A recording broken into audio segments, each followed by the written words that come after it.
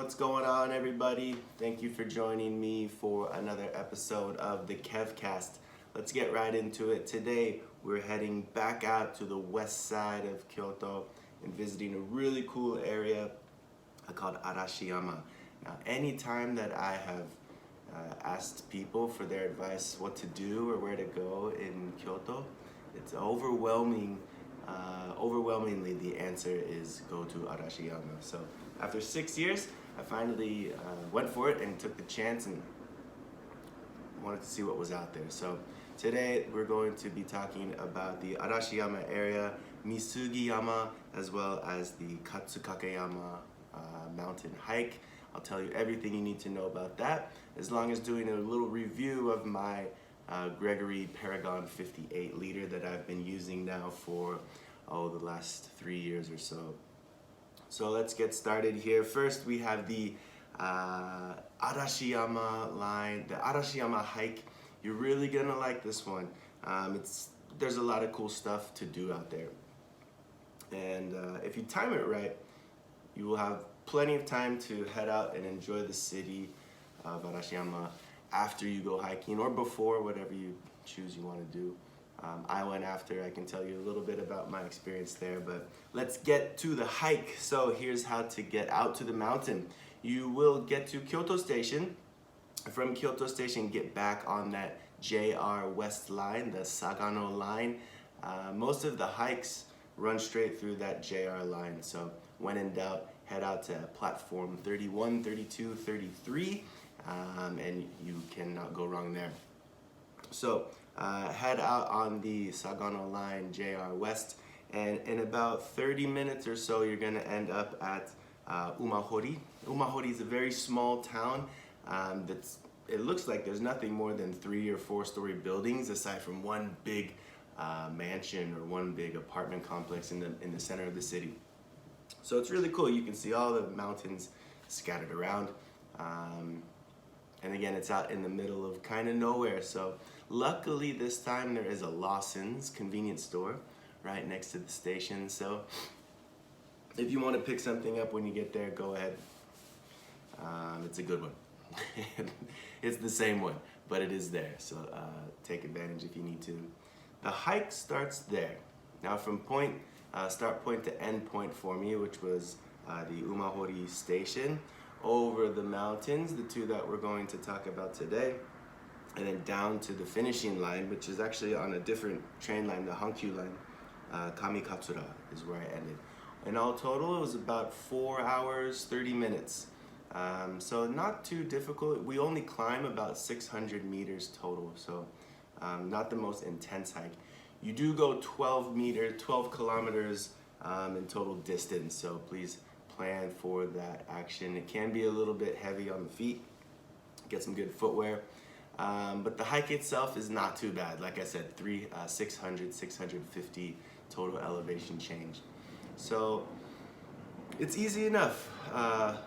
Take a left at the Lawson, head to the river, turn right, and in 2 left turns there'll be a bridge that starts leading up into a little neighborhood area. This is the right path you want to go on. There's a few signs for temples. Keep going up and you'll actually see some cars parked up there.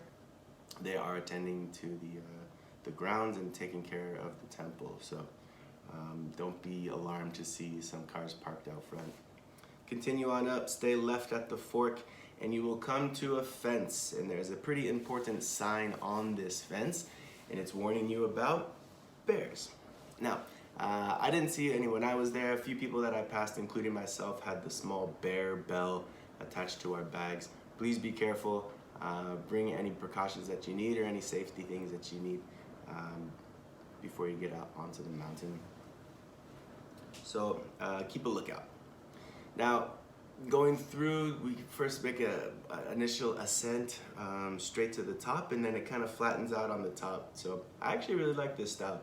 You go ahead, get a little workout in right from the get-go for about an hour and a half.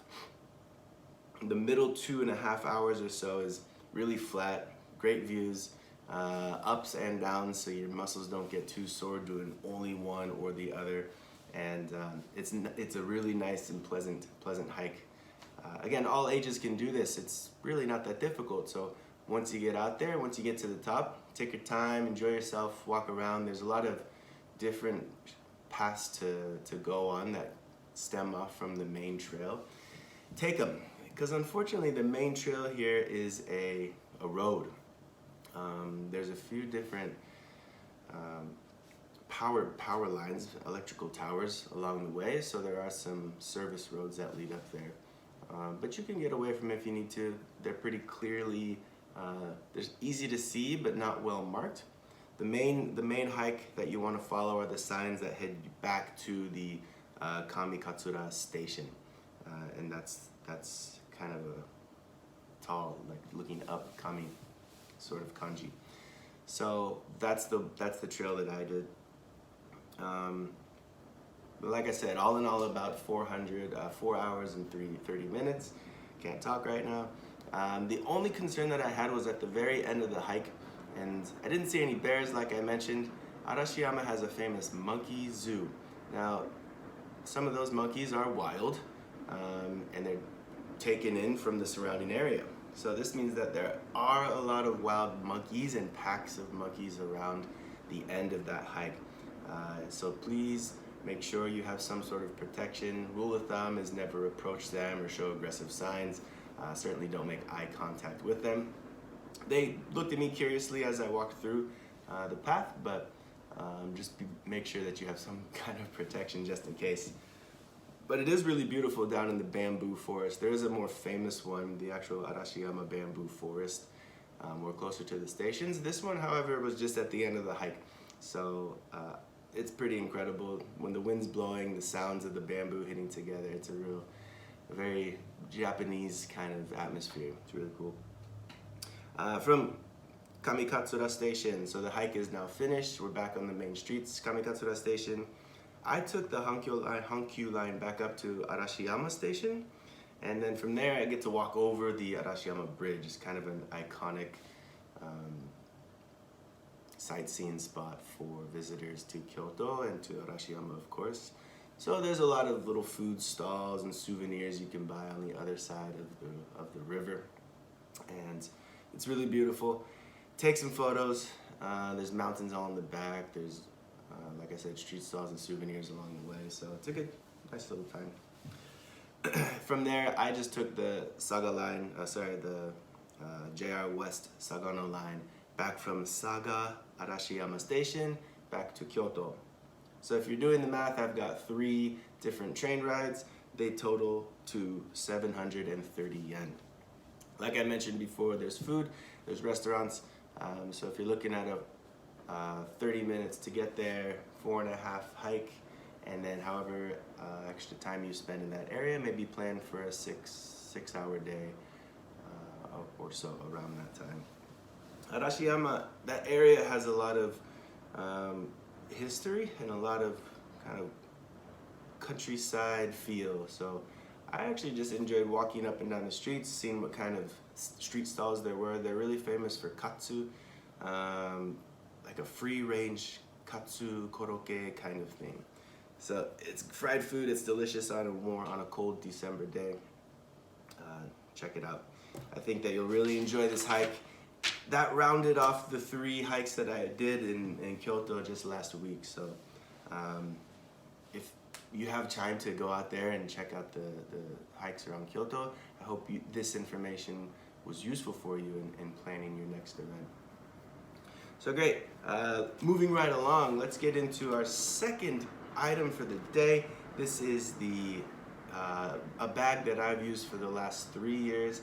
It is larger in size because I like to go on these longer trips, so it does require me to bring some more gear. This is the Gregory Paragon 58-liter bag. I picked it up, like I said, 3 years ago at just a local shop, and it's been nothing but great all since I've used it. Let's go through some of the specs here. So first and foremost, we have the suspension system. Of course, it's underlaying here, but this is the lightweight, easy for ventilation. You also have some of the matrix ventilation systems in here for some back ventilation in the arm straps as well. So sort of those hot zones, right? Get a little bit of extra ventilation. There's some extra grip down here. It's good for back support, some lumbar support. But the best part about this bag that I've found out, being a bigger hiker and having different weights for different hikes, having the adjustability is something that I've really loved about the Arashiyama system and the Paragon 58. As you can see back here, we have different sizes, and actually through little Velcro, you can adjust the size up and down like so. For me, it's been helpful because I've had to pack for different weights, or maybe it doesn't feel right on the day, so it's spaced strangely throughout the bag, and that's all right. And that's what this is for, as well as some easy waist straps and supports to adjust. Little Velcro system here. So overall, there are, let's give them a count, 1, 2, 3, 4, 5 external apartments, and a few inside. If we go ahead and open it up, one extra zipper line in here. Now, as you can see, there's a lot of extra straps here to tie down and make it tight. I've noticed though, and this is one of my problems with it, and what other people have mentioned too, is that the straps, on a windy day, they start whipping around in the back, and obviously you don't want that. So that has been one of the drawbacks for me with this bag. The only other one, I've had a Gregory Z40 bag in the past, and it had an external zipper here so that I could access inside to the bag. If I needed something that was packed in the middle here, it was easy access.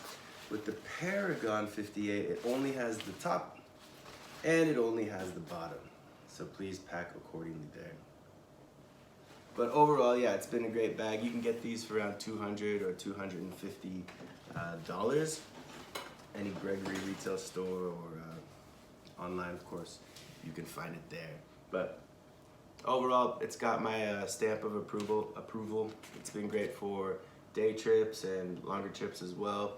I've taken it up into the mountains and hiked around, going from mountain hut to mountain hut for about 5 days. That's the longest I've done it. So have a look at it. Gregory is pretty renowned for their reliability and durability. So have a look there when you're shopping for your next bag. All right, and that'll conclude our episode for the KevCast today. I want to thank you very much for joining me. Check out our podcast at thekevcast.com or on our Instagram page, KevCast. Thank you very much, and we'll see you next time.